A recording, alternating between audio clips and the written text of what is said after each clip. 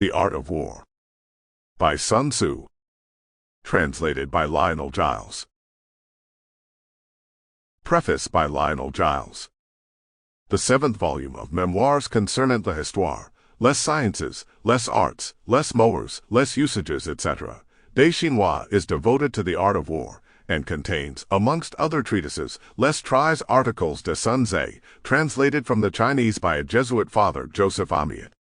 Per Amiot appears to have enjoyed no small reputation as a sinologue in his day, and the field of his labors was certainly extensive. But his so-called translation of the Sun Tzu, if placed side by side with the original, is seen at once to be little better than an imposture. It contains a great deal that Sun Tzu did not write, and very little indeed of what he did. Here is a fair specimen, taken from the opening sentences of Chapter 5. De l'habileté dans le gouvernement des troupes.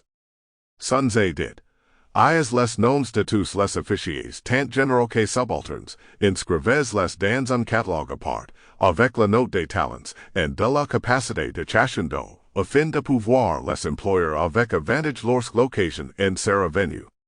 Faites en sorte que tous ceux que vous devez commander soient persuadés que votre principale attention est de les préserver de tout dommage. Les troupes que vous ferez avancer contre l'ennemi doivent être comme des pierres que vous lancerez contre des herbes. De vous et l'ennemi il ne doit y avoir d'autre différence que celle du fort au faible, du vide au plein. Attaques et découvertes, mais soyez vainqueurs en secret. Voilà un peu de mots en quoi consiste l'habileté en toute la perfection, même du gouvernement des troupes. Throughout the 19th century, which saw a wonderful development in the study of Chinese literature, no translator ventured to tackle Sun Tzu, although his work was known to be highly valued in China as by far the oldest and best compendium of military science. It was not until the year 1905 that the first English translation by Captain E.F. Calthrop, RFA, appeared at Tokyo under the title Senshi, the Japanese form of Sun Tzu. Unfortunately, it was evident that the translator's knowledge of Chinese was far too scanty to fit him to grapple with the manifold difficulties of Sun Tzu. He himself plainly acknowledges that without the aid of two Japanese gentlemen, the accompanying translation would have been impossible. We can only wonder, then, that with their help it should have been so excessively bad.